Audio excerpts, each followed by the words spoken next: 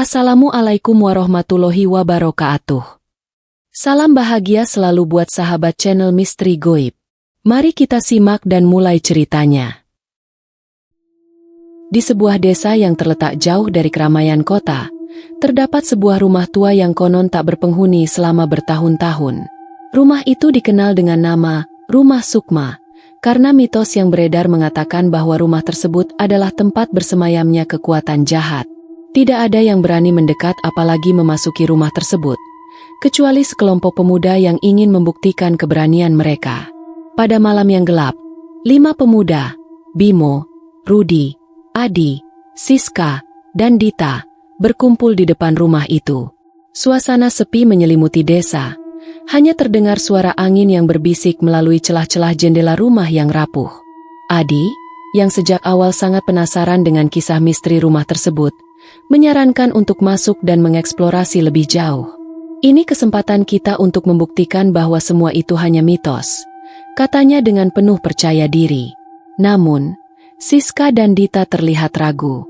Mereka tahu cerita tentang rumah itu, tentang bagaimana beberapa orang yang masuk ke dalamnya tidak pernah kembali dengan jiwa mereka utuh. Jangan main-main dengan hal seperti ini, Adi. Kita tidak tahu apa yang sebenarnya ada di dalam sana, ujar Siska dengan cemas. Rudi, yang sejak awal lebih suka bersikap tenang, mencoba menenangkan mereka. Kalau kalian takut, kami akan keluar lagi kok. Tapi mari kita coba sedikit saja.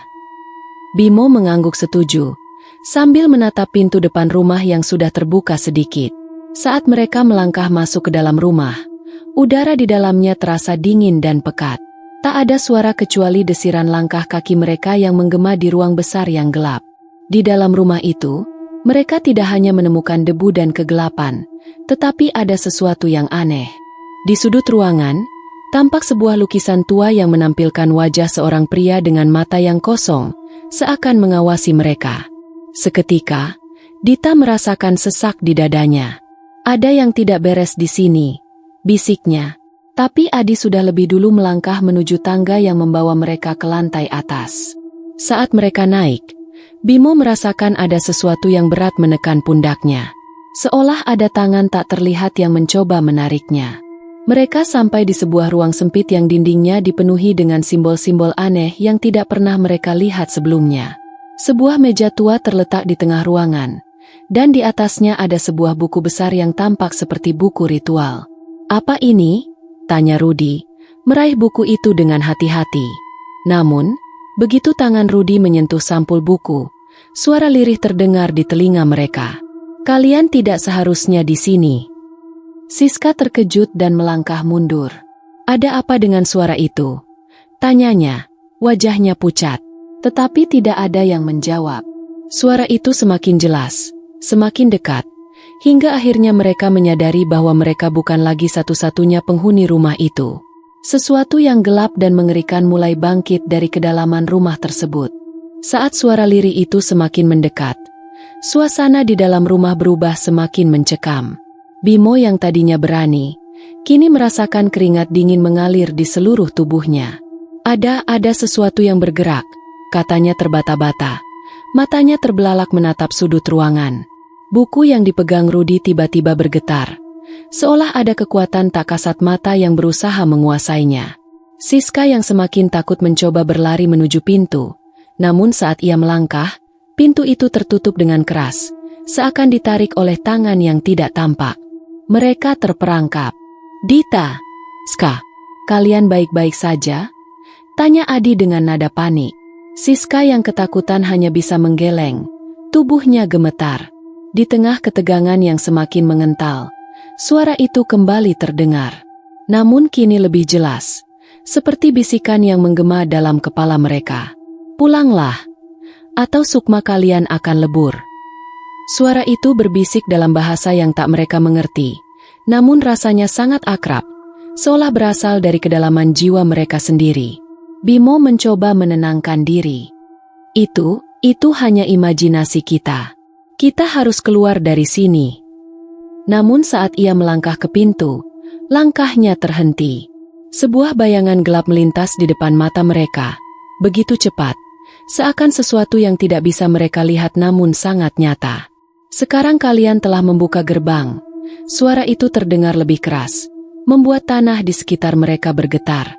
Dari sudut ruangan, bayangan itu semakin jelas, menampakkan sosok tinggi yang memanjang dengan wajah tanpa ekspresi. Hanya ada kegelapan di tempat yang seharusnya menjadi mata. Rudy dan Adi mundur, tetapi langkah mereka terhenti saat bayangan itu mulai berbicara. Aku adalah iblis pelebur sukma. Kalian yang telah mengganggu istanaku, sekarang harus membayar harga. Suara itu begitu dalam dan menggema, seakan datang dari kedalaman bumi. Rudy, yang paling rasional, berusaha melawan rasa takutnya. Kau bukan apa-apa. Ini hanya tipu muslihat, teriaknya. Namun suara itu hanya tertawa pelan, seperti suara gemerisik daun yang mengering. Siska dan Dita tampak semakin pucat. Tubuh mereka hampir tidak bisa bergerak. Apa yang terjadi dengan kita? Tanya Dita dengan suara gemetar. Iblis itu mendekat, membenamkan dirinya dalam kegelapan yang semakin pekat. Sukma kalian mulai terurai. Kalian yang datang ke sini akan lebur bersama jiwa yang hilang. Bimo mencoba berlari lagi menuju pintu, namun setiap kali ia mendekat, pintu itu semakin jauh dari jangkauannya. Seolah ada kekuatan yang menahannya, menariknya kembali ke dalam bayangan yang semakin kuat. Jangan lari. Iblis itu berbisik, suaranya merasuki seluruh tubuh mereka. Kalian tidak bisa pergi. Tak ada yang bisa keluar dari sini dengan selamat. Tiba-tiba, suara berisik terdengar dari dalam rumah, seperti derap kaki yang banyak. Dari balik bayangan yang semakin menebal, muncul makhluk-makhluk yang mengerikan. Sosok-sosok tanpa wajah, dengan tubuh terbalut bayangan hitam yang meneteskan cairan gelap. Mereka mulai mendekati kelompok itu, membuat udara semakin sesak dan pekat. Rudy, yang mencoba tetap tenang, menatap Bimo dan Adi. Kita harus bersama-sama. Jangan biarkan dia mempengaruhi kita. Namun, hanya ada diam yang mengekang. Iblis pelebur sukma semakin mendekat. Tatapannya tajam menusuk ke dalam jiwa mereka. Mereka merasa sukma mereka seperti perlahan terlebur, terasa semakin jauh dari tubuh mereka, seakan mereka mulai menghilang satu persatu. Kegelapan semakin pekat, dan hawa di sekitar mereka terasa semakin berat, seolah-olah setiap napas mereka ditarik ke dalam jurang yang tak ada ujungnya. Iblis pelebur sukma berdiri tegak di depan mereka, matanya yang kosong seperti menghisap seluruh cahaya di ruangan itu. Makhluk-makhluk tanpa wajah yang mengerikan itu bergerak lebih dekat, dan satu persatu, mereka mulai merasakan bagaimana sukma mereka terpisah dari tubuh, tertarik oleh kekuatan gelap yang ada di sekitar mereka. Ini adalah tempat terakhir kalian. Suara iblis itu semakin menekan, penuh keangkuhan. Tidak ada yang bisa keluar hidup-hidup. Kalian telah membangkitkan kekuatan yang lebih tua dari dunia ini. Siska berteriak, "Tolong! Kami tidak ingin ini. Apa yang harus kami lakukan untuk keluar?" Iblis itu hanya tertawa pelan. Suara tawa yang menggema dalam setiap sudut rumah yang kelam. Kalian ingin keluar? Kalian ingin bebas dari cengkeramanku? Mudah saja. Iblis itu melangkah maju, dan di tangan kanannya, sebuah buku besar muncul, terbuka dengan sendirinya. Halaman-halamannya bergerak seolah hidup. Aku akan memberi kalian pilihan. Tetapi kalian harus membayar dengan sesuatu yang lebih berharga dari nyawa kalian sendiri. Adi, yang semakin putus asa, mencoba bertanya, "Apa yang harus kami bayar? Apa yang kau inginkan?" Iblis itu menatap mereka dengan tatapan tajam. "Aku akan mengambil bagian dari sukma kalian, bagian yang terlemah, yang tak akan kembali. Dengan itu, kalian akan bebas. Tetapi ingat, setiap jiwa yang terlebur akan menjadi milikku selamanya." Rudy, yang lebih banyak berpikir, menyadari bahaya dari tawaran ini. "Jadi, kami harus menyerahkan sebagian dari sukma kami agar bisa keluar? Tapi itu berarti kita akan kehilangan bagian dari diri kita, bukan?" "Benar," jawab iblis itu dengan senyuman yang tidak terlihat, tetapi bisa mereka rasakan dalam getar suaranya. "Bagian dari sukma yang paling rentan akan hilang selamanya. Kalian tak akan pernah merasa utuh lagi. Kehidupan kalian akan menjadi bayangan kosong yang terpenjara dalam tubuh. Bimo merasakan jantungnya berdebar keras. Apa yang terjadi jika kami menolak? Apa yang kau akan lakukan padaku? Tanyanya dengan suara tercekat. Matanya mulai gelap, tubuhnya terasa semakin lelah. Iblis itu mendekatkan wajahnya ke Bimo, menghembuskan napas yang sangat dingin. Jika kalian menolak, maka sukma kalian akan menjadi milikku sepenuhnya. Aku akan menyedotnya habis, dan kalian akan menghilang dari dunia ini tanpa jejak, seolah-olah tidak pernah ada. Siska menangis terisak. Kita harus keluar. Ada cara lain. Pasti ada cara lain. Namun suara iblis itu terdengar kembali, lebih dalam dan lebih menakutkan. Tak ada yang bisa menghindar. Setiap sukma yang terjerat di sini akan terlebur dan menjadi bagianku. Kalian harus memilih. Secepatnya. Bimo menggigit bibirnya, menahan emosi yang hampir tak tertahankan. Apa yang akan terjadi jika kita menyerah begitu saja? Apa yang akan terjadi pada kita jika kita terima tawaranmu? Tanya Bimo lagi, matanya memandang iblis itu dengan curiga. Iblis itu tersenyum lebih lebar. Wajahnya makin menyeringai menakutkan. Kalian akan bebas, tetapi kalian takkan pernah utuh lagi. Setiap kali kalian merasa kesepian, rasa sakit akan datang, dan kalian akan tahu bahwa bagian dari diri kalian telah hilang selamanya. Rudy, meskipun takut, berusaha berpikir jernih. Kita tidak bisa menyerah begitu saja. Ada cara untuk melawan. Kita harus melawan. Namun, saat itu juga, salah satu makhluk tanpa wajah tiba-tiba melangkah lebih dekat kepada Rudy. Tangan gelapnya meraih lehernya. Rudy terkejut dan terjatuh ke tanah. Matanya mulai tampak kosong, seolah kehilangan sebagian dari dirinya. Rudy, teriak Adi. Iblis itu tersenyum puas melihat penderitaan mereka. Kalian lihat? Ini yang terjadi jika kalian terlalu lama berada di sini. Sukma kalian mulai terurai. Hanya sedikit waktu lagi, dan kalian akan sepenuhnya menjadi bagian dari kerajaan gelapku. Siska menggigil, berpikir keras. Kita harus bertahan. Jangan biarkan diri kita terlebur begitu saja. Kita harus saling mendukung. Namun, makhluk-makhluk itu mulai mendekat semakin rapat, dan tak ada lagi pilihan yang tersisa. Waktu mereka semakin terbatas, dan semakin sedikit sukma yang mereka miliki. Iblis itu masih berdiri diam, menunggu keputusan mereka. Rudy terbaring tak bergerak.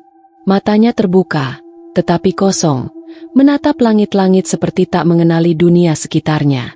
Nafasnya ada, tapi jiwanya telah tercabik. Siska memeluk tubuh Rudy dengan gemetar, mencoba menyadarkannya, namun tak ada tanggapan. Iblis pelebur sukma berdiri di sisi ruangan, menyaksikan mereka dalam diam penuh kemenangan. Makhluk-makhluk bayangan berputar mengelilingi mereka, menciptakan lingkaran hitam yang makin menyempit. Rudy belum sepenuhnya hilang, bisik Dita. Kita masih bisa menyelamatkan dia. Mungkin kita semua. Adi menatap ke arah buku ritual di atas meja. Halamannya masih terbuka, bergetar seperti bernapas. Tulisan aneh di sana mulai berubah menjadi bahasa yang bisa mereka pahami. Gerbang dapat dibuka dengan ikatan sukma, jika 4 sukma bersatu demi satu. Apa maksudnya? Tanya Bimo. Napasnya berat, tubuhnya semakin lemas. 4 sukma, bersatu demi satu. Siska terdiam sejenak, lalu menatap teman-temannya. Ini pengorbanan. Salah satu dari kita harus mengikatkan diri untuk membebaskan yang lain. Apa? Tidak, itu gila. Adi berdiri, menolak keras. Kita sudah terlalu jauh. Kita akan keluar bersama. Namun suara iblis menyela, kini berbisik tepat di telinga mereka, seperti bisikan dari dalam dada sendiri. Akan selalu ada yang tertinggal. Aku hanya butuh satu. Dita memandangi Rudy yang masih tergeletak. Perlahan, dia melangkah maju. Matanya penuh air mata tapi juga keteguhan. Kalau memang harus ada yang tertinggal, biar aku. SSTT. Dita, jangan gila. Kita pasti bisa cari cara lain. Bimo mencoba menahan, Namun Dita hanya tersenyum lemah. Aku sudah tahu sejak awal. Sejak masuk rumah ini, aku merasa ada yang memanggilku. Seakan aku memang ditakdirkan untuk tinggal di sini. Dia berjalan ke tengah lingkaran. Tempat simbol-simbol kuno menyala dengan cahaya merah gelap. Buku ritual terbuka lebar. Angin dari dalamnya menghembuskan napas dingin yang mencekik. Dita, tidak! Siska menjerit. Namun Dita menutup matanya. Dengan tenang, dia menyentuh halaman buku dan mulai membaca tulisan yang kini terpampang jelas. Dengan Sukma ini, aku menjadi penebus. Biarlah 3 bebas, dan 1 lebur. Segalanya menjadi sunyi. Angin berhenti. Makhluk-makhluk tanpa wajah mendadak berhenti bergerak. Iblis pelebur Sukma mendongak, seperti mencium aroma Sukma yang diserahkan secara sukarela. Dia tersenyum dan menghilang ke dalam kegelapan, bersamaan dengan Dita, yang tubuhnya perlahan memudar menjadi debu bercahaya. Rudi tersentak bangun. Matanya kembali hidup. Napasnya memburu. Apa yang terjadi? Dita? Siska menangis. Adi menunduk. Bimo menggertakkan giginya, menahan amarah dan kesedihan yang tak bisa diredam. Pintu rumah tua itu terbuka dengan sendirinya. Sinar bulan menembus masuk, dan untuk pertama kalinya sejak mereka tiba, rumah itu terasa kosong. Tidak lagi menakutkan, hanya sunyi dan dingin. Mereka bertiga melangkah keluar dengan berat hati. Tidak ada kata-kata yang bisa menghapus apa yang telah terjadi. Mereka kembali ke desa tanpa satupun bukti tentang kengerian malam itu, kecuali mata mereka yang kini menyimpan bekas luka dari kehilangan. Dan di dalam rumah itu, di tempat Dita berdiri terakhir kalinya, api merah kecil menyala di lantai, berdenyut pelan seperti jantung. Sebuah bisikan terakhir terdengar dari kegelapan. Sukma yang ikhlas, paling lezat rasanya.